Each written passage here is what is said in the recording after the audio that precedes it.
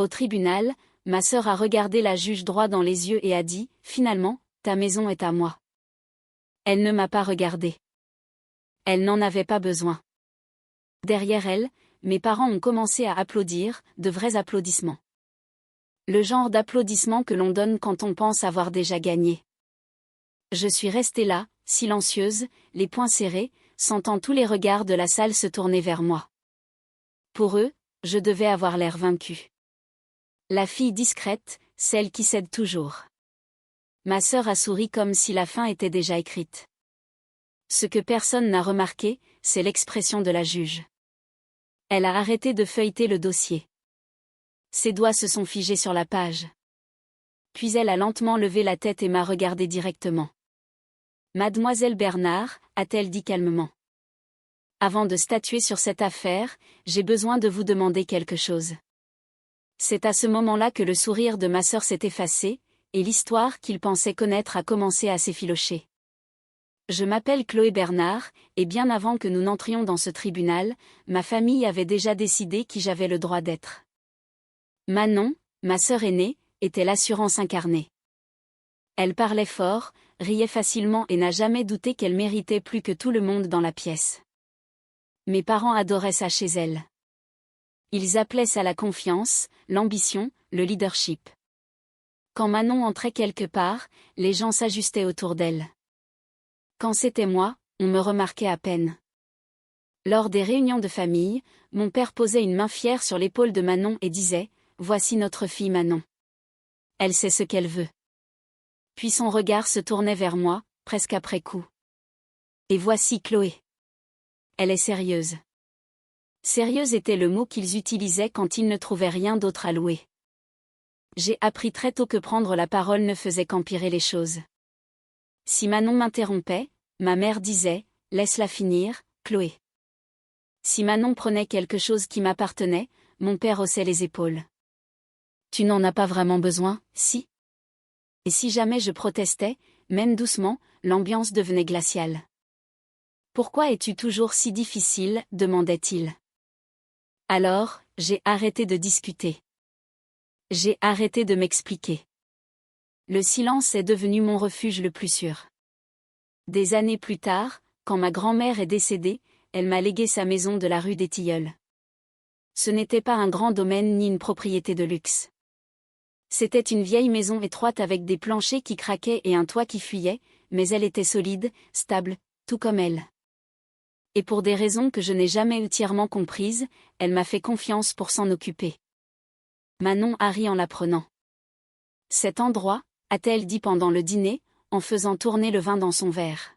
« Qu'est-ce que tu vas en faire ? » Le vendre et retourner supplier papa et maman. « Je la garde » ai-je répondu tranquillement. Mes parents ont échangé un regard. « Ça semble beaucoup à gérer pour toi » a dit ma mère. Ne serait-il pas plus judicieux de laisser Manon s'occuper de quelque chose comme ça ? Et voilà, encore une fois. La supposition que je ne pouvais pas, que je ne devais pas. J'ai rénové la maison lentement, à mon rythme. Les soirs après le travail, les week-ends passés à gratter la peinture, à apprendre, à corriger mes erreurs. J'ai tout payé moi-même. Chaque reçu, chaque facture, chaque heure de travail était à moi. Manon n'est jamais venue.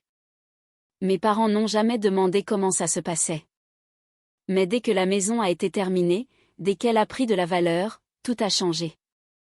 Soudain, il y avait des questions, des inquiétudes, des discussions familiales. Manon m'a appelé un soir, sa voix douce d'une manière qui me nouait l'estomac. « Tu sais » a-t-elle dit, « papa et maman trouvent injuste que tu aies la maison pour toi toute seule. » J'ai tenu le téléphone en silence pendant une seconde avant de répondre. Elle m'a été léguée légalement. Elle a ri doucement. On verra bien. C'est là que j'ai compris quelque chose d'important pour ma famille. Je n'étais pas une personne avec des droits. J'étais un substitut, une détentrice temporaire de choses qu'ils croyaient appartenir à quelqu'un d'autre. Et dans leur esprit, ce quelqu'un était toujours Manon. 2 semaines après cet appel, une épaisse enveloppe est arrivée à mon appartement.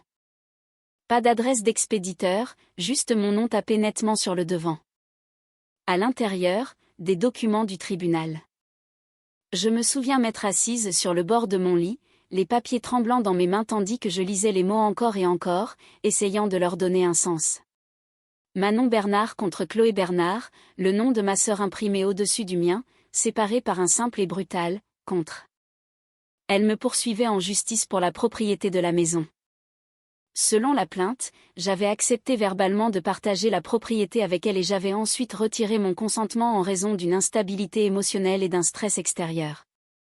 C'était écrit dans un langage calme et professionnel, le genre qui fait paraître la cruauté raisonnable. Les noms de mes parents apparaissaient sur la dernière page. Des déclarations de témoins signées, sans hésitation, sans condition. Cela m'a fait plus mal que le procès lui-même. J'ai d'abord appelé ma mère, elle a répondu à la deuxième sonnerie. Déjà sur la défensive. Chloé, ça n'a pas besoin de mal se passer, a-t-elle dit. Ta sœur veut juste ce qui est juste. Ce qui est juste, ai-je demandé doucement. Elle n'a jamais touché à cette maison. Elle n'a jamais payé 1 euro. Mon père lui a pris le téléphone. Tu es égoïste, a-t-il dit sèchement. Manon a une famille. Elle a besoin de sécurité. Toi, tu es seule. Seule ? Comme si cela me disqualifiait de la propriété. J'ai mérité cette maison, ai-je répondu. Grand-mère me l'a laissée. Elle ne savait pas ce qu'elle faisait, a-t-il lâché. Et honnêtement, toi non plus. L'appel s'est terminé là.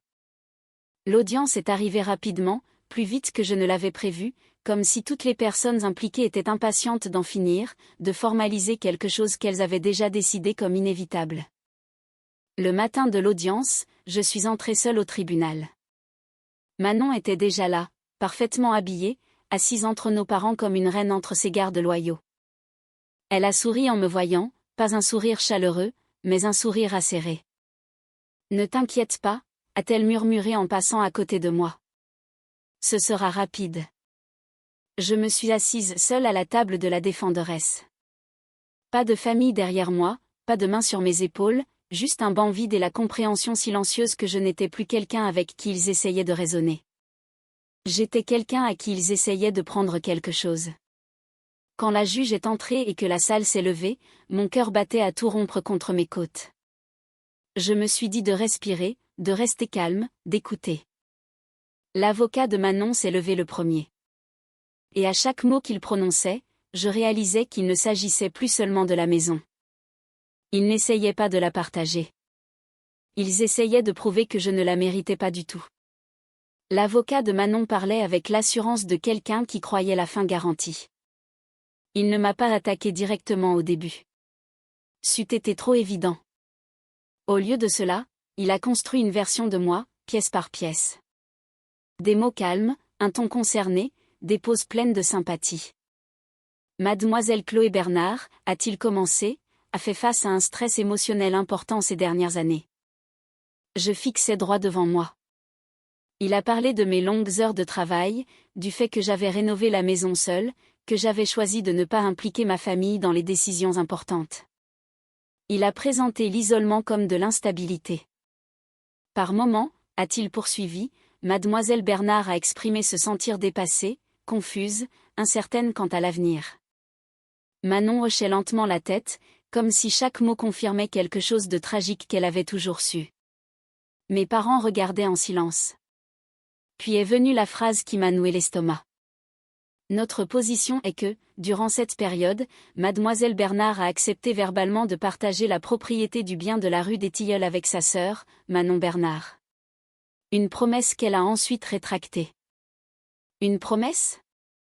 Ce mot résonnait dans ma tête. Les promesses sont censées être mutuelles. Vues. Mémorisées. Je n'en avais jamais fait, mais l'avocat n'avait pas encore besoin de preuves. Il avait juste besoin de semer le doute. Il s'est tourné vers la juge. Il ne s'agit pas d'un cas de cupidité, Madame la Présidente. Il s'agit d'un cas d'inquiétude. L'inquiétude que Mademoiselle Bernard, en raison de sa tension émotionnelle, ne soit plus capable de gérer seule un tel bien. Capable. Je pouvais sentir le poids de ce mot s'installer dans la salle d'audience. Une femme assise en silence, accusée d'être incapable, pendant que tout le monde attendait de voir si elle allait craquer. Manon a finalement parlé. Elle s'est levée et a fait face à la juge, la voix douce mais ferme. « J'aime ma sœur, a-t-elle dit. C'est pour ça que je suis là. Elle a toujours été fragile. Je veux juste la protéger d'une erreur. La protéger. » J'ai failli rire. Au lieu de cela, je suis restée silencieuse. Manon m'a jeté un regard acéré. Chloé est facilement dépassée. Elle panique. Elle doute d'elle-même. Elle m'a même dit un jour qu'elle ne savait pas si elle pourrait s'occuper de la maison. Cette partie était vraie. Je l'avais dit tard un soir, épuisée, debout dans la cuisine d'une maison à moitié rénovée, de la peinture sur les mains et de la poussière dans les cheveux. Mais ce que je voulais dire, c'était de tout gérer seule. Ce que Manon a entendu, c'était une opportunité. L'avocat s'est penché. Et c'est là que vous avez offert votre aide. Manon a hoché la tête. J'ai proposé de partager la responsabilité, de lui enlever un peu de pression. Ma mère s'est agitée sur son siège. Elle a toujours été la plus sensible, a-t-elle ajouté soudainement. Chloé prend les choses très à cœur. La juge a levé les yeux. Madame Bernard, a-t-elle dit calmement. Vous aurez l'occasion de vous exprimer plus tard. Ma mère s'est tue. La salle d'audience semblait plus petite, plus chaude, comme si l'air lui-même se pressait contre moi. Chaque instinct en moi hurlait de me défendre, d'expliquer, de corriger chaque phrase tordue. Mais je ne l'ai pas fait, parce que j'ai compris quelque chose à ce moment-là. Il ne me parlait pas. Il parlait de moi. Et l'histoire qu'il racontait n'était pas destinée à mes oreilles. Elle était destinée à la juge. Manon s'est rassise. Son rôle, joué à la perfection.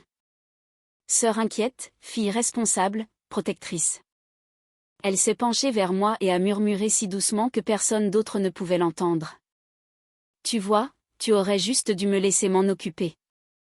J'ai croisé son regard pour la première fois depuis le début de l'audience.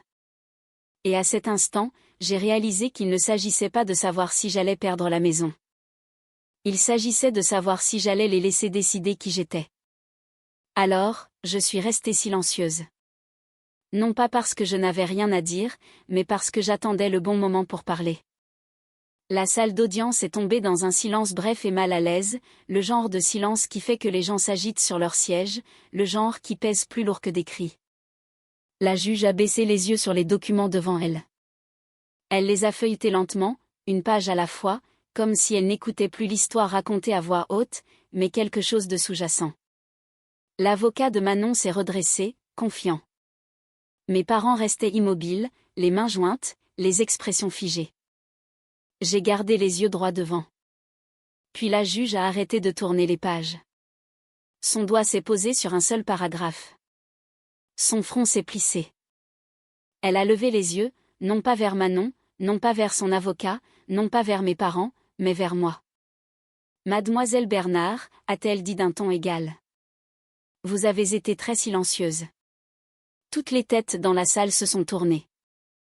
Manon a souri faiblement, comme si c'était le moment qu'elle attendait, le moment où j'allais trébucher, divaguer, prouver tout ce qu'il venait de dire sur moi. La juge a continué, avant de considérer les allégations de la demanderesse, j'ai besoin d'une clarification. Elle a brandi un document. Ce prétendu accord de partage de propriété, quand exactement a-t-il été conclu? L'avocat de Manon a répondu rapidement. Il y a environ 1 an, Madame la Présidente, lors d'une conversation privée entre les 2 sœurs. La juge a hoché la tête, puis s'est retournée vers moi. Mademoiselle Bernard, a-t-elle demandé, vous souvenez-vous d'une telle conversation? J'ai pris une profonde inspiration. Oui, ai-je dit. Le sourire de Manon s'est élargi. La juge a légèrement incliné la tête. Et vous souvenez-vous d'avoir accepté de transférer la propriété de votre bien? Non, ai-je répondu.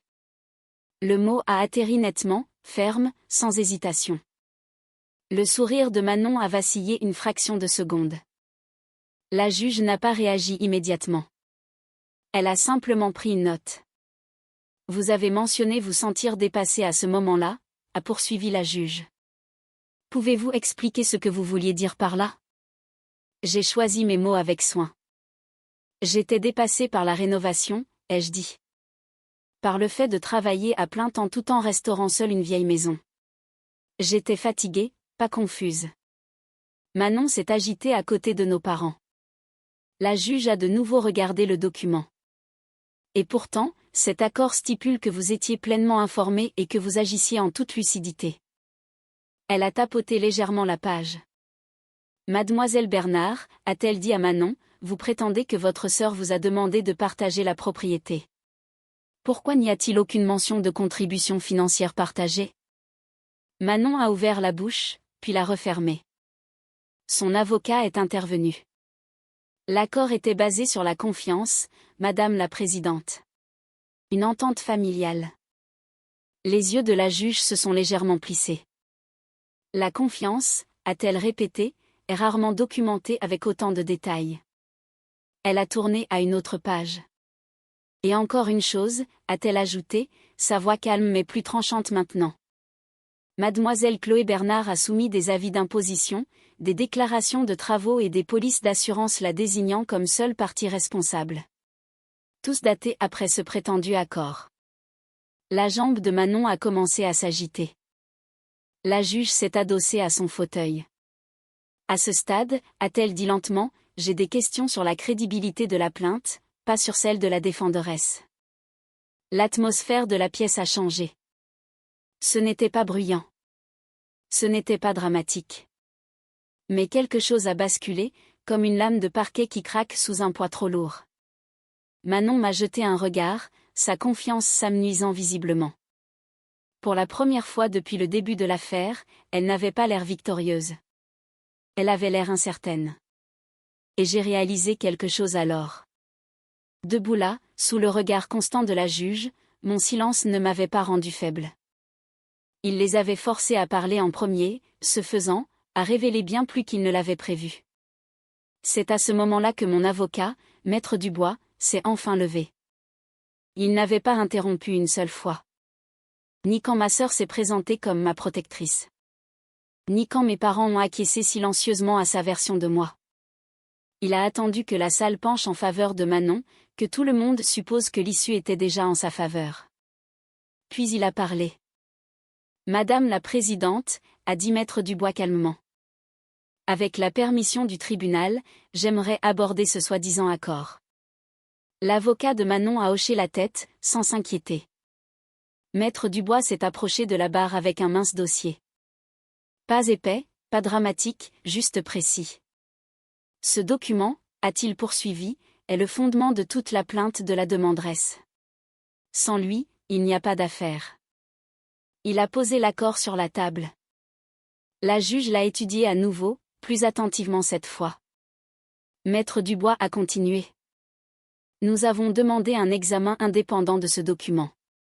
Non pas parce que nous aimons le théâtre, mais parce que quelque chose ne correspondait pas au reste du dossier. Manon a croisé les bras. Mes parents se sont penchés en avant.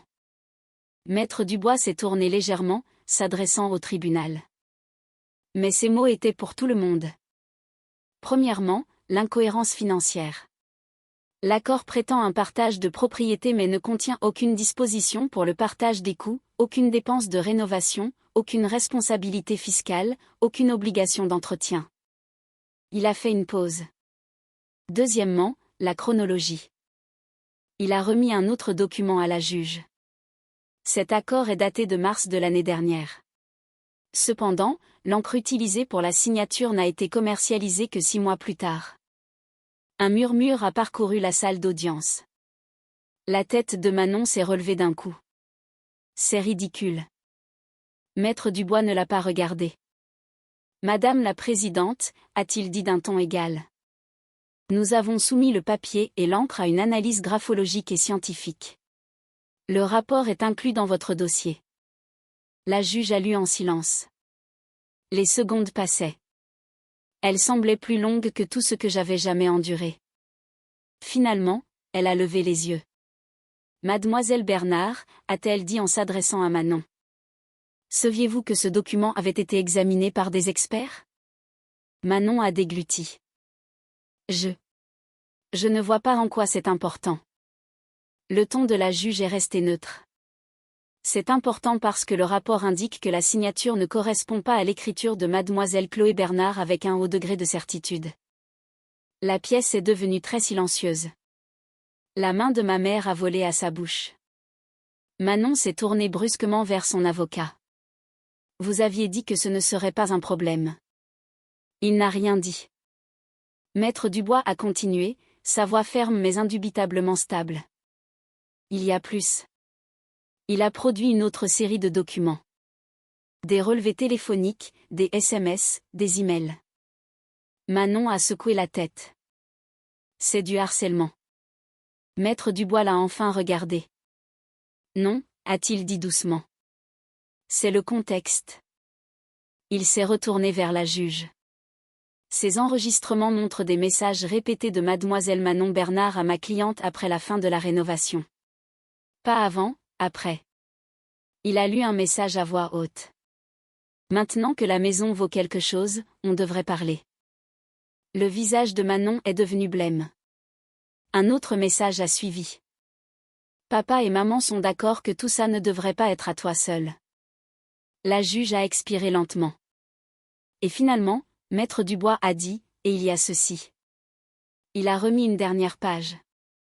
Un message vocal enregistré laissé par la demanderesse. Manon s'est levée brusquement. C'est privé. La juge a levé la main. Asseyez-vous. Manon s'est figée, puis s'est affalée sur sa chaise.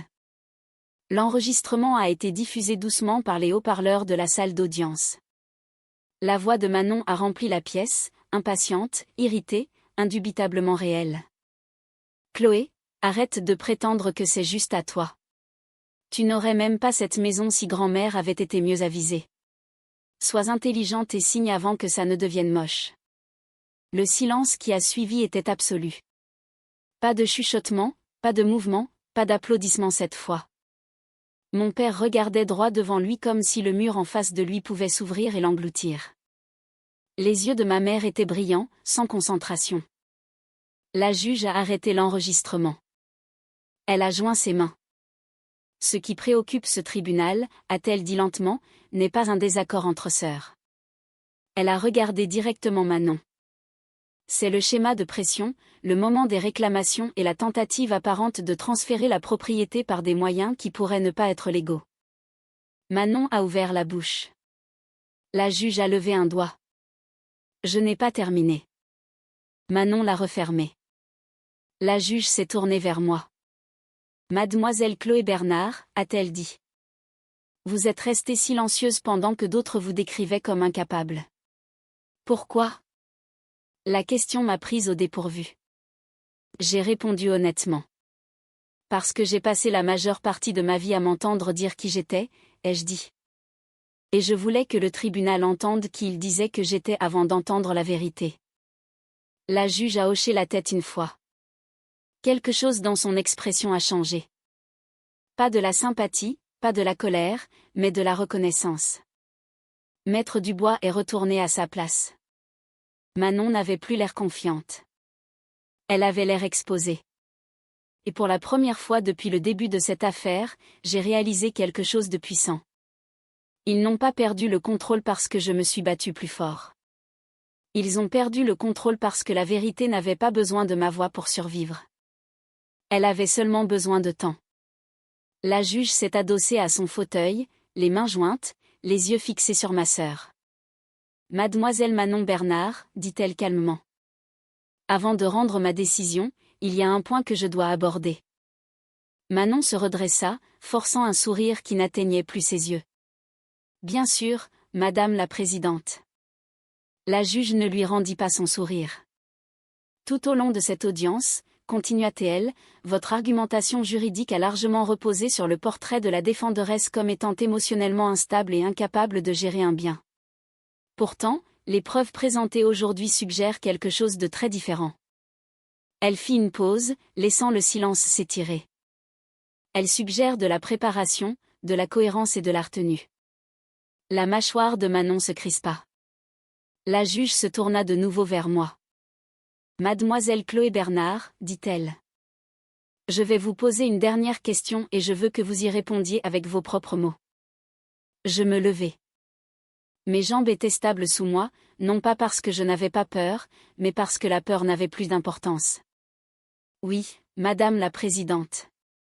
Pourquoi, demanda la juge, n'avez-vous jamais impliqué votre famille dans la rénovation, les finances ou la gestion de cette maison? Je pris une profonde inspiration. Et cette fois, je ne me suis pas retenue.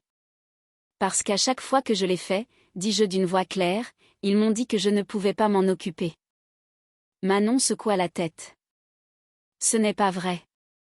Je ne la regardais pas. Quand j'ai acheté mes premiers matériaux, continuai-je, ma sœur a ri et a dit que je gaspillais de l'argent. Quand je travaillais tard le soir pour payer les réparations, mes parents disaient que je faisais du cinéma. Quand je disais que j'étais fatiguée, ils me traitaient de fragile. Nous ne pouvions pas prendre parti, murmura ma mère. Je croisai son regard pour la première fois de la journée. Vous n'avez jamais demandé comment j'allais, dis-je doucement. Vous avez seulement demandé quand la maison serait terminée. La pièce semblait lourde, chargée. Manon se leva brusquement. C'est de la manipulation émotionnelle. Elle déforme les choses pour se faire passer pour une victime. Je me tournai alors vers elle. Non, dis-je. Tu es en colère parce que je n'ai pas échoué. Une onde de choc traversa la salle d'audience. Manon éclata d'un rire sec. Tu penses que c'est une question d'échec? Tu n'aurais même pas cette maison si grand-mère n'avait pas fait une erreur. Les mots restèrent suspendus dans l'air. Les. Indéniable. L'expression de la juge se durcit. Mademoiselle Bernard, dit-elle à Manon, vous vous adresserez au tribunal avec respect. Manon ouvrit de nouveau la bouche. Mais cette fois, mon père se leva. Chloé, dit-il, la voix tendue. Pourquoi fais-tu ça? Pourquoi es-tu en train de déchirer la famille? Je le regardai. Vraiment? Je le regardai. L'homme qui m'avait appris à me taire, à être agréable, à m'effacer. Je ne déchire rien, répondis-je. J'arrête simplement de tout faire tenir ensemble. La juge hocha lentement la tête. Ça, dit-elle, c'est une distinction cruciale. Elle se tourna vers les avocats. J'en ai assez entendu. La confiance de Manon s'effondra finalement. Attendez, dit-elle rapidement. Si Chloé garde la maison, ordonnez au moins une surveillance partagée pour sa propre protection. La juge n'hésita pas. Il n'y a aucune base légale pour cette demande, dit-elle. Et franchement, après ce que j'ai entendu, ce serait inapproprié. Le visage de Manon rougit. Vous faites une erreur. La voix de la juge se refroidit. Non, j'en corrige une. Elle prit son stylo. Après examen des preuves, ce tribunal estime que la demanderesse n'a pas réussi à établir une quelconque revendication légitime sur la propriété de la rue des Tilleuls. De plus, la soumission d'un document qui semble avoir été altéré soulève de sérieuses inquiétudes. Le souffle de Manon se coupa. Le tribunal décide donc, poursuivit la juge, que la pleine propriété du bien reste à la défenderesse, mademoiselle Chloé Bernard. Je ne bougeai pas. Je ne souris pas. Je restai simplement là, absorbant le poids des mots. Et encore une chose, ajouta la juge. Manon leva brusquement les yeux. Toute nouvelle tentative de harceler, de contraindre ou de dénaturer la propriété de ce bien pourrait entraîner des conséquences juridiques supplémentaires. Silence. Mes parents étaient assis, figés. Manon s'enfonça dans sa chaise, regardant droit devant elle comme si la pièce avait basculé. La juge se tourna vers moi une dernière fois. Mademoiselle Bernard, dit-elle, son ton plus doux maintenant. Vous avez fait preuve d'un sang-froid remarquable sous la pression. Ce tribunal reconnaît non seulement votre droit légal, mais aussi votre responsabilité démontrée. J'acquiesçai. Merci, Madame la Présidente. Quand le coup de marteau retentit, quelque chose en moi se relâcha enfin. Pas du triomphe. De la libération. Je pris mon sac et m'éloignai de la table. Manon ne me regarda pas. Mes parents ne me suivirent pas, et pour la première fois de ma vie, je n'attendis pas qu'il le fasse. La salle d'audience se vida plus vite que je ne l'avais prévu. Des chaises raclèrent doucement le sol. Des papiers furent rassemblés. Les conversations reprirent à voix basse et prudente, comme si tout le monde avait peur de déranger ce qui venait d'être brisé. Quelques personnes me jetèrent un regard en passant, non pas avec pitié, ni avec jugement, mais avec quelque chose de plus proche de la compréhension. Manon resta assise. Ses épaules étaient raides, ses mains si serrées que ses jointures étaient devenues blanches. La sœur qui était entrée en souriant semblait maintenant plus petite, contenue par l'espace même qu'elle avait autrefois essayé de contrôler. Mes parents hésitèrent près de l'allée. Ma mère fit un pas vers moi, puis s'arrêta. « Chloé, dit-elle doucement, comme si nous étions seuls. Nous ne pensions pas que ça irait aussi loin. » Je la regardai. « C'est ça le problème, » répondis-je. « Vous ne l'avez jamais pensé. » Mon père se racla la gorge. « Il faut que tu comprennes, » dit-il en évitant mon regard. Manon essayait juste de protéger la famille. Je secouai la tête. Non, elle essayait de protéger sa position. Manon se leva enfin. « Alors c'est tout, » lança-t-elle, sa voix de nouveau tranchante, désespérée de regagner du terrain. « Tu gagnes et nous sommes les méchants. » Je ne répondis pas tout de suite. Puis je dis, « Il ne s'agissait jamais de gagner. » Elle ricana. « Bien sûr que si. » Je croisai son regard, stable. Il s'agissait d'être entendu. Elle rit une fois, amèrement. « Tu aurais pu nous parler. » J'ai essayé, dis-je. Vous n'avez simplement pas écouté. Les mots atterrirent plus lourdement que je ne l'avais prévu. Manon détourna le regard la première. Les yeux de ma mère se remplirent de larmes. Nous t'avons élevé mieux que ça.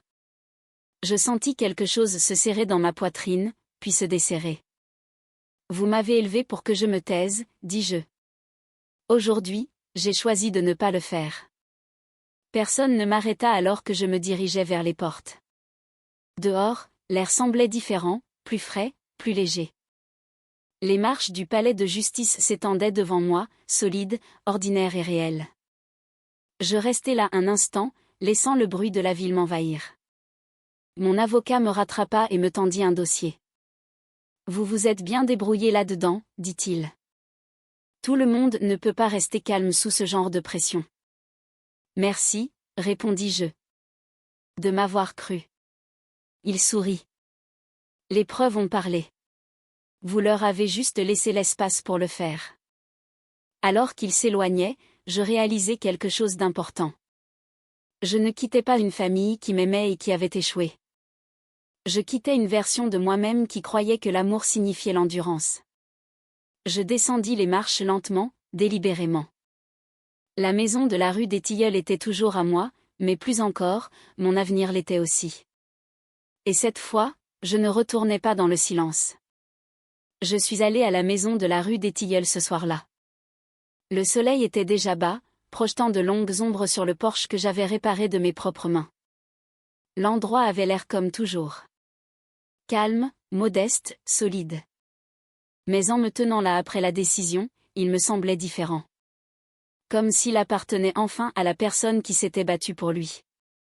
Non seulement légalement, mais émotionnellement. J'ai déverrouillé la porte et je suis entré.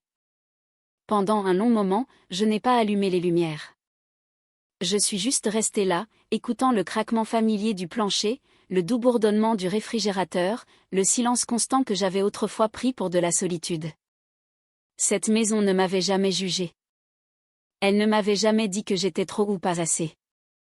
Elle avait simplement attendu que je la revendique pleinement. Mon téléphone a vibré dans ma poche. Un message de ma mère. Il faut qu'on parle. J'ai fixé l'écran, puis j'ai posé le téléphone face contre le comptoir. Pas ce soir. Certaines conversations nécessitent de la distance avant de pouvoir être honnêtes, et certaines n'ont pas du tout besoin d'avoir lieu. Je me suis assise à la table de la cuisine et j'ai laissé la journée se rejouer dans mon esprit.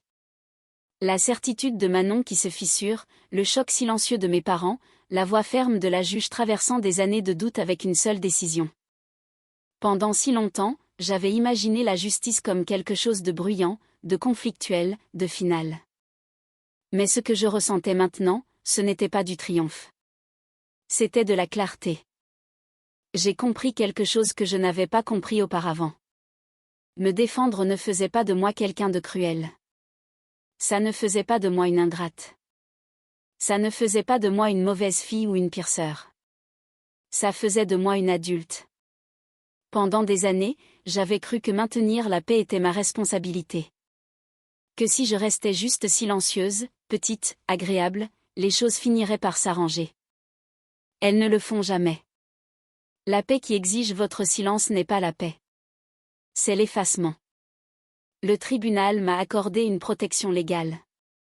C'était important. Il a fixé des limites qui pouvaient être appliquées, des conséquences qui ne pouvaient être ignorées. Mais la vraie protection venait de quelque chose de plus silencieux. Le moment où j'ai cessé d'accepter une version de moi-même écrite par des gens qui profitaient de mon doute. J'ai parcouru la maison pièce par pièce, touchant les murs que j'avais peints, les luminaires que j'avais installés, les petits détails que personne d'autre n'avait jamais remarqués. Chacun portait un souvenir de persévérance, d'apprentissage, du choix de continuer même quand personne ne regardait.